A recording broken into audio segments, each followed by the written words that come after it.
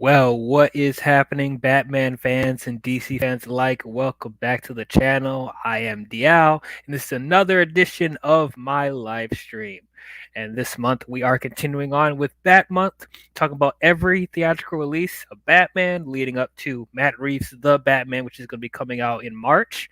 For those of you who haven't seen, I already did reviews for the Adam West Batman movie, and we talked about the Tim Burton Batman movie, 1989, and we talked about Batman Returns. So if you guys haven't seen any of those streams, check it out on my channel. I have a playlist called Bat Month, and you'll see all the reviews there.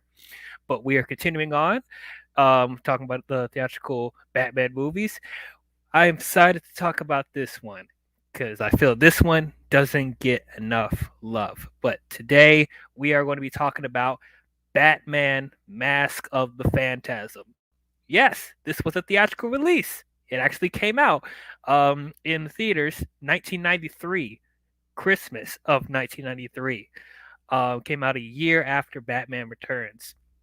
But yeah, I am super stoked to get into this. And hey, I'm not alone.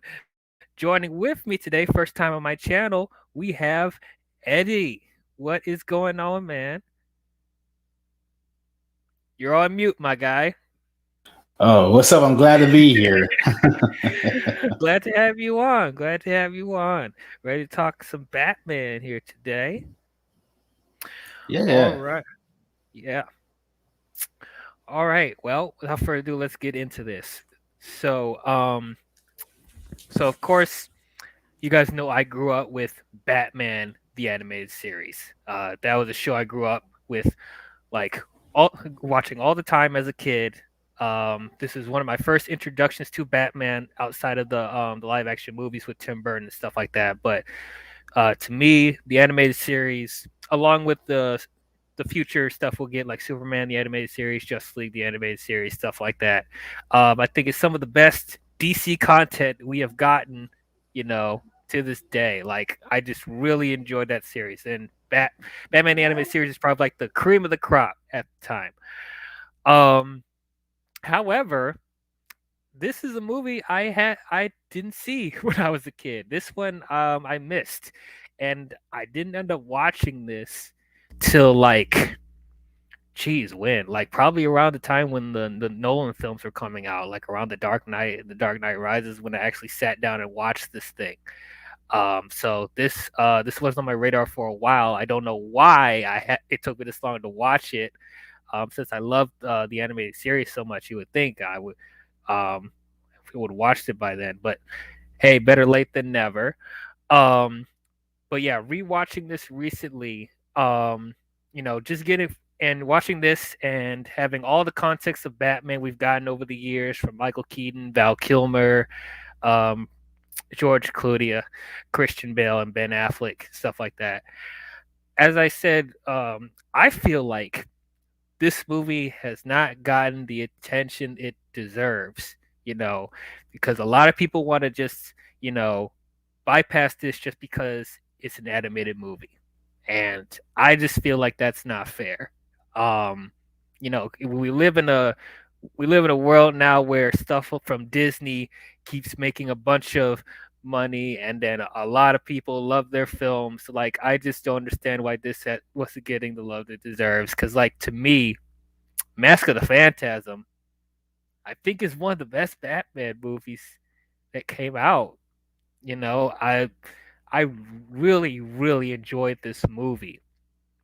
Um, Man, what this film was able to do, I feel like there's some stuff that the live action films weren't able to do.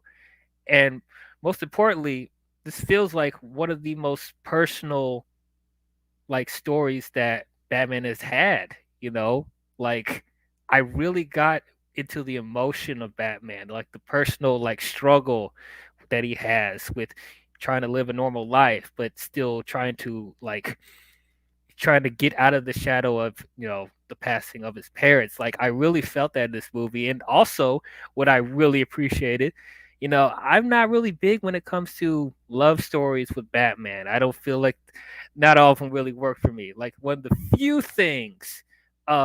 few like romances I liked with Batman is Catwoman. Talia al Ghul to an extent, but mainly the Catwoman is probably the only thing that worked for me. But this is a love story that Batman has where I'm actually invested from start to finish, and I didn't expect that with this movie. But yeah, I really enjoyed Batman Mask of the Phantasm. But I've been going on. Eddie, tell us your history with this movie. What did you think about Mask of the Phantasm? Yeah, I actually can't remember when I actually watched it for the first time. I know I did watch it, but I told you before the stream started I had to rewatch it again before the stream so I could remember all this stuff. I remember it being a good movie, and but I had to rewatch it again. And yes, it's a damn great movie. People do call it. I see like some videos about it on YouTube, like analysis. People call it the best Batman movie of all time, despite it being animated, or at least some of them say the best animated Batman movie. Look, it is a great Batman story. Not just Batman, but Bruce Wayne himself. Like those two double lives. Like how it was like before he was Batman, getting ready to be this menacing vigilante, fighting for justice, but then being conflicted about because he said it like I can't quote it, but I remember that scene when he was at his parents' graves and he kept on apologizing because he was getting off mission.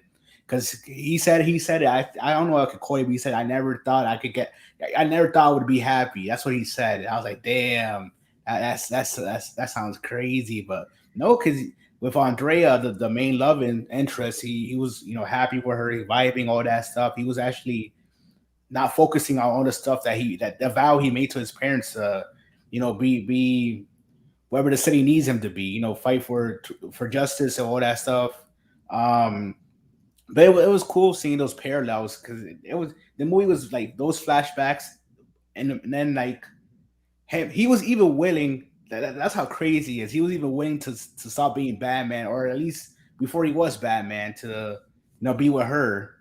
And it took him getting his heart broken for him to be Batman. I was like, crap.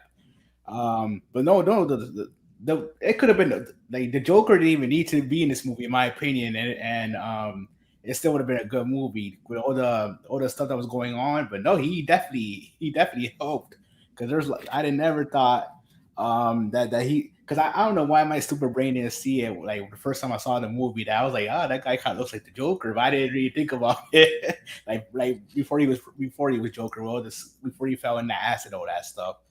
But no, this movie was they definitely pushed the limits of what they could have done in this movie. But I think Mm-hmm. it was well paced, well balanced. The double life thing is always good to see with superheroes, and how much he was conflicted, and in the end, things happen. But if it wasn't for all that, if it wasn't for all that happening with Andrea or that, we never he never would have been Batman, and he never would have been helping people. So it takes loss to gain something else, I guess. Yeah, exactly. Um, but yeah, so talking more about that, the relationship between Bruce and Andrea. Um, I really liked Andrea in this movie. As I said before, when it comes to romances with Batman, most of them haven't really worked for me. Um, Even like in the live action movies, most of them I haven't really liked outside of Catwoman, to be quite honest, and Rachel from Batman Begins. But but like with Andrea, felt she actually felt like she had like dimension, and I really um like she also had a tragic backstory as well regarding with her father um having ties with the mob and them pretty much being on the run from the mob because her father owes the mob a certain amount of money, so they try to run away, and how tragic it is that she had to leave Bruce because of that, and didn't tell him about it at all, and that was the motivation to have him be Batman, as you said.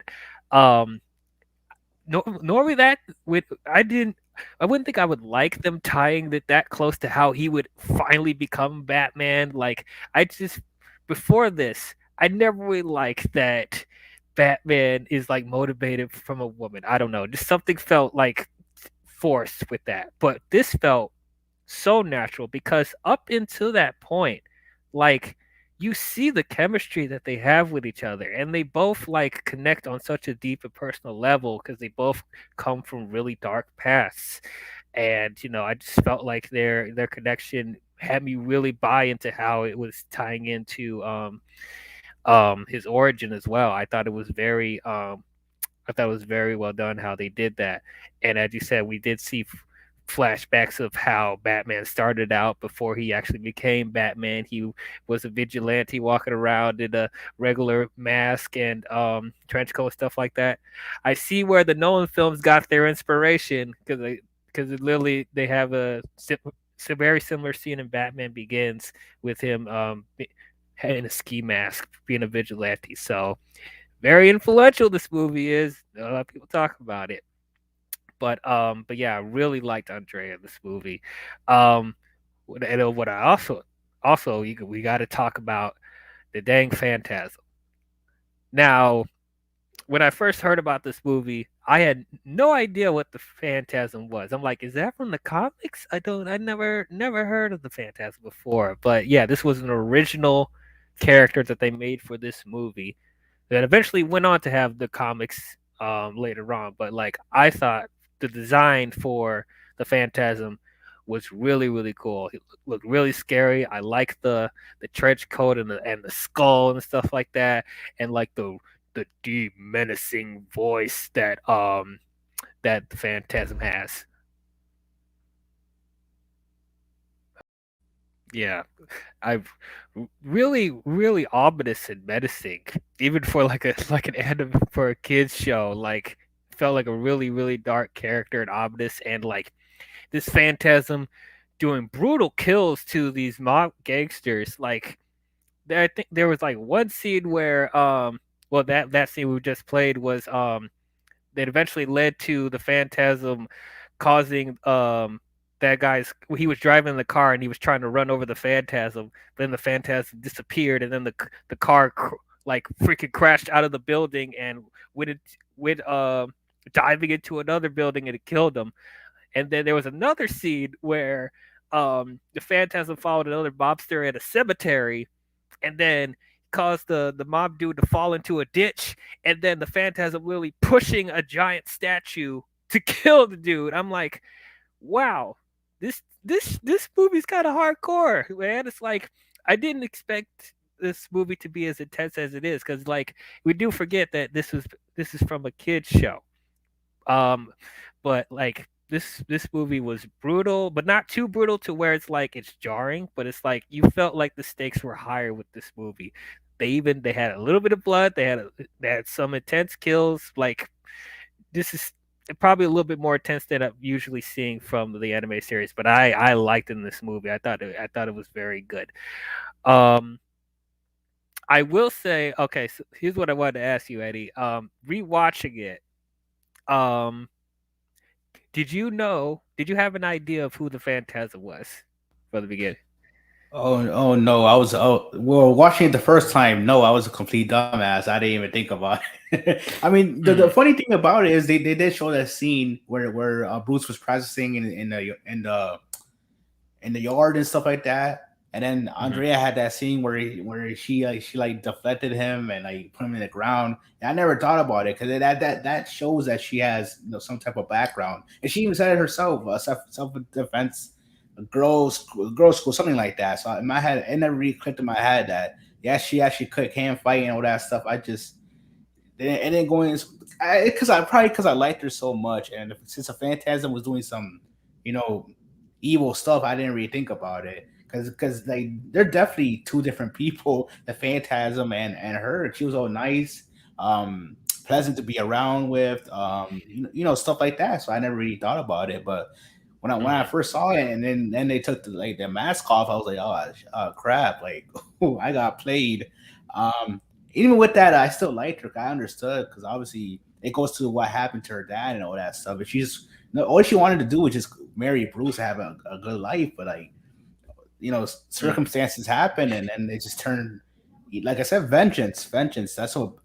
That's the thing that Batman knows not to. It's justice, not vengeance for Batman. That's the he definitely they the thing about it, you can compare both of them. Like it makes sense why they were both like with each other, or they understood each other to the extent because they both know how that stuff feels and stuff. Even though it happened to her in a later point and it did to him, it makes sense these type of emotions. So it makes sense why they would connect with each other. But yeah, it was really crazy to see that in the movie. I never thought about it. I don't know why it didn't click in my head.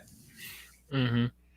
Yeah, I was with you the first time I watched it. Like it totally went over in my head, and when it was revealed that Andrea was the Phantasm, I'm like, what? Wait, what? What is going on right now? Um, but I will say, rewatching this, I start to notice immediately, like, okay, there's a lot of things. There's a lot of things that feel like it's leading to her possibly being the Phantasm. Because for one thing, I mean, yes, it's great to see Andrea be, be like a really good love interest for Bruce. But back in the back of my mind, I was thinking, why is she so front and center in the story, And like with the Phantasm being so oblivious and stuff like that, like it just felt like with Andrea, when it came to her development with the mob and stuff like that, and trying to run away with her father, and then her father eventually getting killed by the mob, and then seeing that the Phantasm is killing off certain people from that mob, it immediately came to me where I was like, yeah, she's probably the Phantasm. So I don't know that watching this recently, I didn't feel like it was that much of a mystery. It didn't take away from the movie. I was still invested in what was going on, but it was like I kind of picked up quicker that okay, she may be the Phantasm because of just how her backstory was developed. Um, and then also when it came to like the other, I guess, antagonists of the movie, like the councilman Arthur Reeves, I'm like, okay, there's no way it could be him. That's a little too easy because he's already being snobby from the get go. So it's like it would be kind of simple if they made him the Phantasm. And then there's no way it's Valestra because he's freaking, you know, he could barely walk. He's like connected to a breathing apparatus or whatever. So like there's no way it could be him either. And then at first you would kind of think that it's probably Andrea's father because we haven't seen him in the movie, and it's like they didn't they didn't say he died until like almost the third act of the movie, so that you could have like maybe could have been him. But it's like still I didn't feel like we got enough from the father to even say, okay, that's the Phantasm for it to be that big of a twist. So like everything almost led for it to be Andrea to be the Phantasm. But no, it's okay. Hold on, let's check on the chat real quick. Kamuzu B, the Snyder Stan Eddie. Yo, you know what? We're not doing that. We're not doing that today. And if you watch his stuff, he's clearly not. But Arkham Gaming, hey, what's up, Arkham?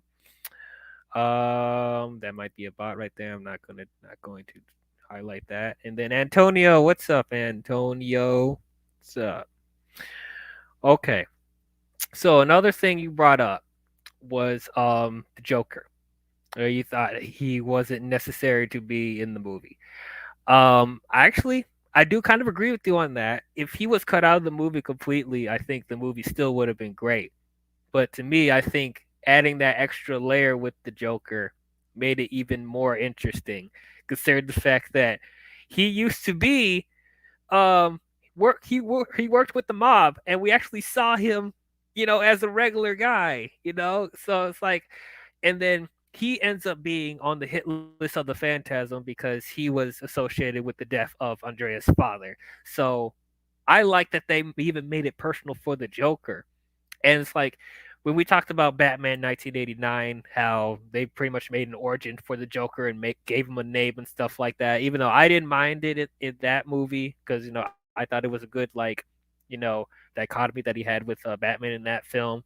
But it's like I still like that Joker's origin is still kept a mystery. Like you don't fully know his name, you don't know where he came from or whatever. I feel like they handled that a little bit better in this movie, where it's like, okay, you know he's part of the mob, but you don't know his name. Like they don't spend too much time on him. He's pretty much an Easter egg. But when stuff is being revealed with Andrea and stuff like that, it just creates that much more of a shock. And then the Phantasm ends up trying to kill the Joker as well. So I thought that was I thought that was really well done how they incorporate the Joker. What do you think about them incorporating the Joker in the movie? When it comes to the Joker, yeah, I mean, it was cool to tie him into the story, but yeah, he didn't have to be there. But no, it was definitely great to see him in there. Just joke. Mark Hamill's Joker is always was always top tier anyway. So I was like, why complain? But Oh yeah. no, it was like, oh shit, like he's the one that helped kill her father, Andrea's father, and stuff like that. Like was involved in that, and I was like, damn. So she's about to take on the Joker. Like, let's see this, but no, she was not holding back on him. That's what when you were talking about brutality, I was like, yes, this is supposed to be an anime movie. You see them Joker just get his ass beat, and I was like, I was like, okay, like let's get it on. Like she was fully prepared to kill him and everything. Hmm. Um, but no, yeah, it was cool to see even those parallels with him because obviously, like you said, we saw those flashbacks with him there before we knew it was just Joker. We just thought it was some random guy in those flashbacks. Um, Hmm. but no, it's great that they tie that into the story, and obviously, um, the whole justice not vengeance thing. Yeah, like obviously we know Joker is complete sociopath. He's a menace to society, but yeah, but even Batman was saying that to Andrea, despite obviously him knowing the type of person Joker is you can't do that. You have to be better. You can't seek out vengeance. You have to, you have to find out another way to control these emotions and just not risk your life for um this mission. And that's kind of, and you guys should parallel that with um Batman because obviously he's only doing this because he made a vow after his parents died, and even Andrea was using that against him too. So you're basically doing the same thing I'm doing, but obviously you're not killing anyone or anything like that. But no, Hmm. that was cool how they were all fighting each other in the end. Like it was like a triple threat match or some shit. And yeah, it's just what it is what it is. Joker survived, Batman survived, Andrea survived. Nobody got hurt in the end, but obviously the only thing Hmm. that really got shattered was the bond between Bruce and Andrea, and then Joker just went to jail and shit.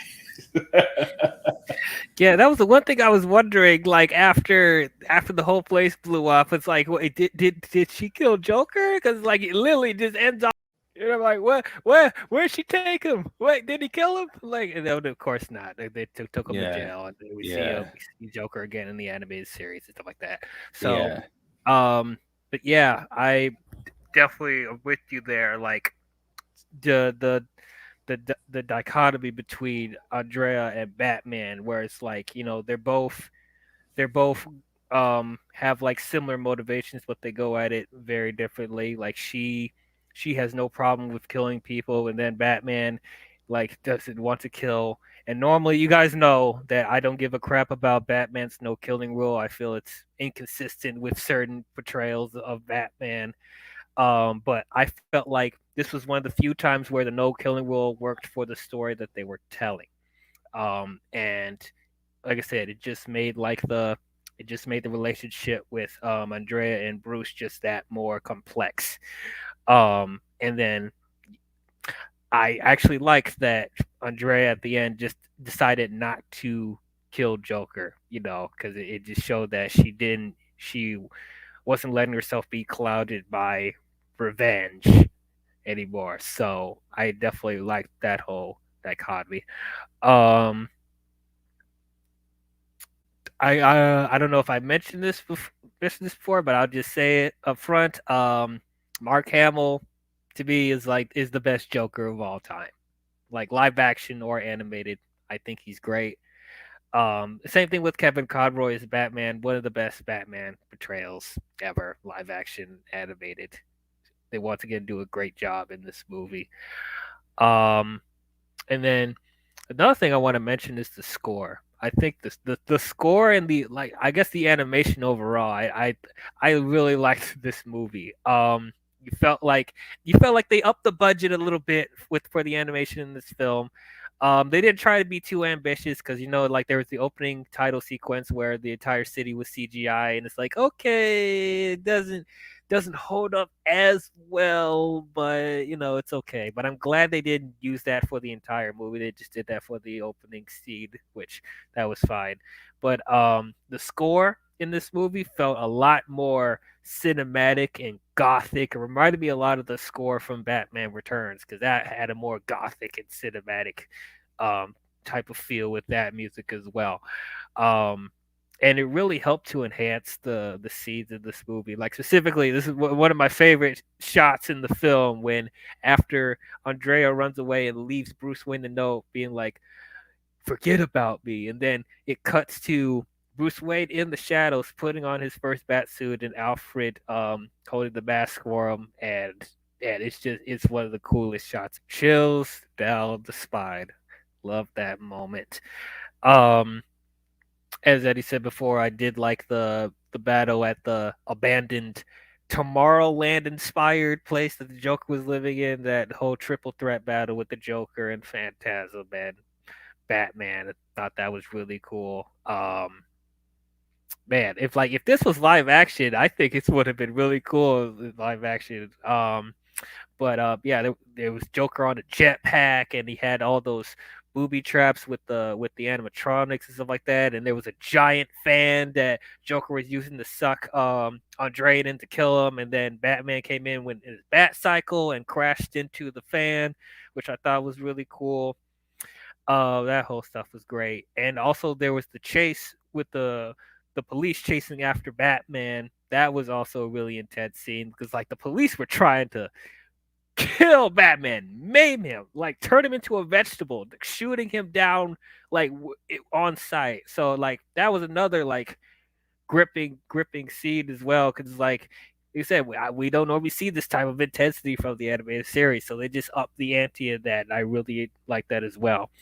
Um, I didn't really care for the whole um, Batman getting framed by the Phantasm. I expected that to happen because they're both dark figures, and so and like he's doing random kills, and like Batman's always at the scene of the crime, so it's like I expected it to happen, but it's like I felt like that wasn't necessary either because like by the end of the movie they trust him again and the bat signals up and it's like I guess the police trust him now because this literally came out right after they were chasing his ass, and literally at the end of the film they're like, okay, we trust you now, without any there was no scene to show that the police knew what happened with the Phantasm and the Joker.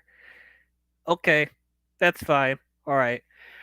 um but yeah, other than that, I think we covered everything. Anything else you want to mention, Eddie?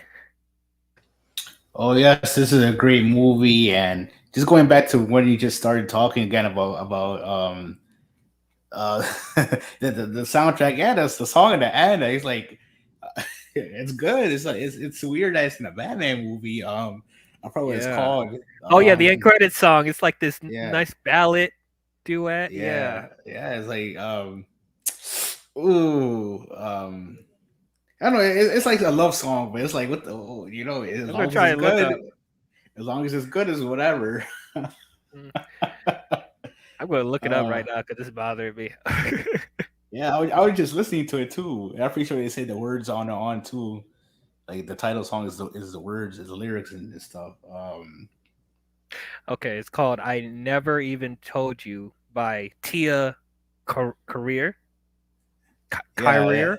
Yeah, But no, really good song. I was like, yeah, it's a good song. I didn't expect it, but it's whatever. But no, yeah, this movie was always good. I people, you know, and I get the animated factor that people don't take animation that seriously, even though they should. There's been campaigns for people to say, look, just because it's anime doesn't mean it's worse than if it was live action.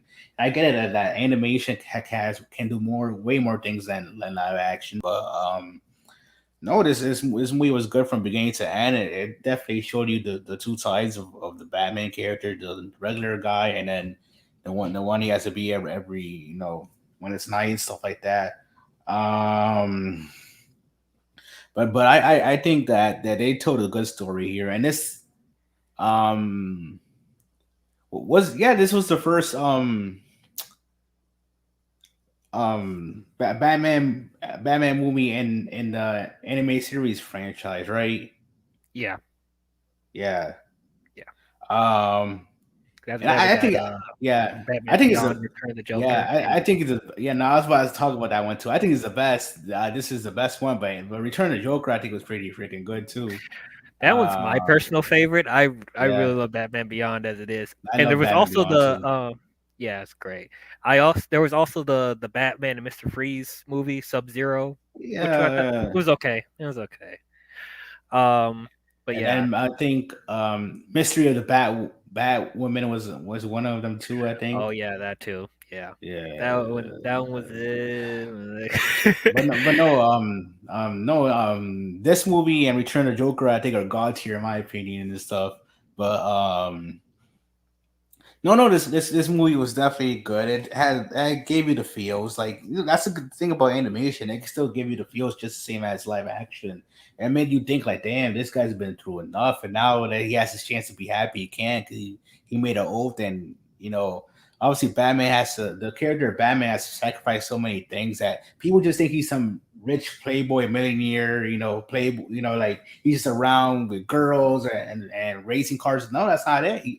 That's just an act. He doesn't care about any of that stuff. He just has to do that so people won't know what he's really up to. But no, he's a tormented man. He's broken. He just doing what he can. He's just doing what he can to just stand by that promise he made to his parents the night they died. And I think that this really showed us that he had a chance. He really did to be happy and just have a normal life. Like, but Mhm. and maybe it's selfish to say maybe it is good. I know none of these characters are real, but maybe like as a person watching it, you can be like, "Ah, damn, I'm kind of selfish because even though I want him to be happy, we already know it's not gonna happen. So what's the point of this relationship?" But Yeah, no, it was really like I had no problem with seeing all this relationship and drama, relationship drama stuff at all. I really did not in a Batman movie. I really did not. And Andrea is a character, and that was an original character from the movie, right? yeah, Yeah, yeah. yeah, I mean, she did show up again in that epilogue episode of yeah. Justice League for Justice the League Batman Beyond. Unlimited. Yeah, Yeah, Project Batman Beyond. Yep. yeah. That was a good episode too, and that was a good conclusion to the Batman Beyond story. Yeah. Um, yeah, it got canceled, and everyone's like, what the hell? And then a couple years later, they came up with that episode. But Mhm. no, it would actually be kind of cool to see her again, like they establish her as an actual character, like in live action. Because I do think, look, I get it. Like when it comes, you were talking about the two Batman relationships. It's probably like the main one is probably Catwoman. Then you get to Talia and stuff like that. I mean, Mhm. sometimes people care about the Wonder Woman thing. Oh, Wonder Woman. Yeah, Um, I think that Sometimes, relationship okay too. yeah, I think Catwoman's probably number one, and then Talia most of the times too. Mhm. And then you see the other stuff like probably Zatanna, Vicky Vale, and stuff like that. But like, no, Yeah. Andrea, I think she was pretty good, and I'll put her like in terms of love interest for Batman, I'll put her like top tier stuff just because of this movie alone. Yeah. Um, but no, it was really good to see all that stuff, and I really loved the movie. All the stuff about him trying to become scary because he was trying to fight crime without the suit. Like he just had Yeah. like a just had like a mask on, and that's it. And people weren't scared of him. Yes, he was beating their asses, but like it's not the same thing. Because with Batman, just like in terms of that world, or you can talk about it when it comes to any established version of Batman in the DCU or these animated movies or whatever. Once you know Batman's around, or if you hear you're coming, you're like, no, f that, I'm good. I'm good. I don't want any troubles. But no, people were like, who the hell is this guy? You look like a chump. Like, it was cool to see him Mhm. how to try to do that stuff before he was Batman, and then like I said, we owe it to Andrea for breaking his heart for him to become Yes. Batman. We owe it to Thank you her. for making him become Batman, Andrea. Yeah. Yeah, man. But yeah, I'm with you there, man. I think this is a really great Batman story. I'm really surprised that this character hasn't come back more, because she was just so good, and I really like the concept of the Phantasm. I'm surprised they're not using it more in media, but there are comic books of her, and there's still a possibility she could show up in live action. We never know. But yeah, man, I really liked the love story in this Batman movie. This love story was actually really interesting, really compelling. Andrea ends up being one of the best love interests that Batman has. Um, but yeah, I really like the dynamic with her and like the stuff with the mob, and even I like this how they incorporated the Joker.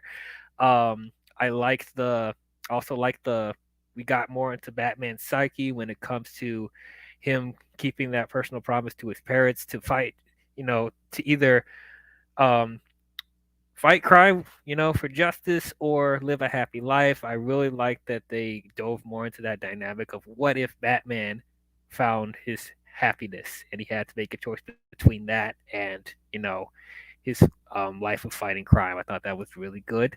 Um, yeah, well, yeah, I thought the animation was good as always. I thought the score was great.